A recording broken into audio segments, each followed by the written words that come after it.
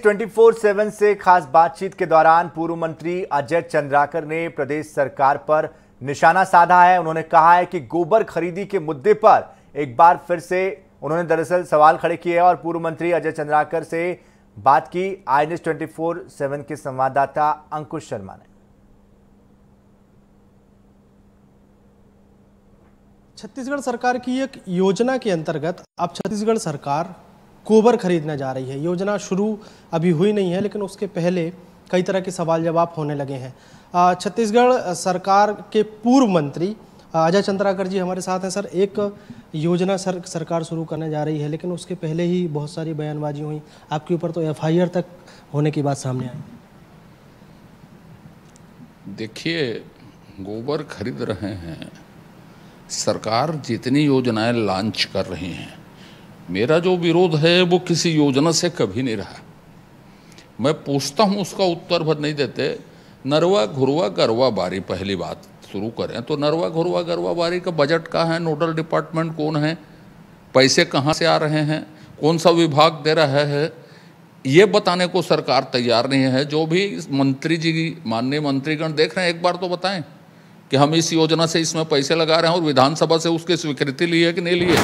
और वो बनाना, मान लो वो किसी भी योजना से पैसे लगा रहे हैं तो उस योजना के उद्देश्यों में गोठान बनाना है कि नहीं है, नरवा घुरवा है कि नहीं है, उसमें बाड़ी है कि नहीं है। तो ये बात करने के बजाय वो बात को घुमाते हैं। वही हाल गोबर का है, गोबर वो खरीदें। लेकिन हमारा बेसिक सवाल है, जैसे मैंने एक सुझाव दिया कि गोबर को प्रतीक चिन्ह बना देना चाहिए। प्रतीक चिन्ह का अपमान कहाँ पे हुआ इसमें? मैंने तो सुझाव दिया था प्रतीक चिन्ह बदले जा सकते हैं, उसके लिए कोई विधानसभा या लोकसभा में जाने की जरूरत नहीं है, कोई कॉन्स्टिट्यूशनल मैटर नहीं है।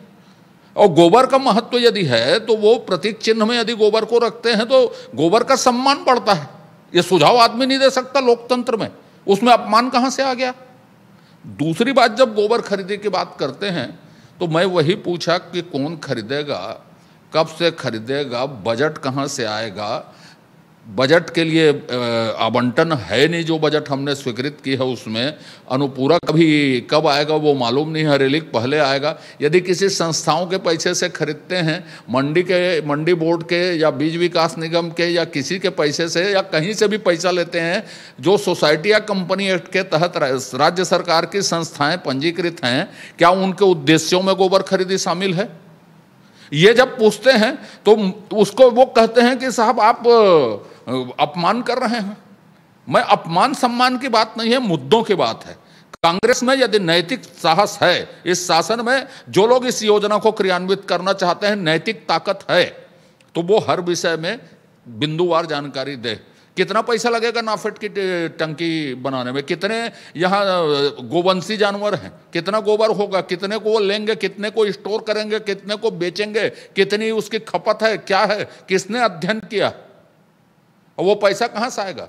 और पागलपन है कि सही है कि एक जिला बोल रहा है 22 अरब का गोबर पैदा होगा, कल एक जगह लिखा गया कि 30 अरब का गोबर पैदा होगा, तो 52 अरब तो यही हो गए। तो छत्तीसगढ़ की इकोनॉमी के लिए और किसी कर्ज की क्या जरूरत है? फिर सब काम बंद करके गोबर खरीदें और इसी व्यापार को करें। तो तथ्यपरक बात करनी चाहिए, उनको तथ्यों में बात करनी चाहिए। ये भावनात्मक बात करने से राजनीति नहीं होती, जनता का हित नहीं होता।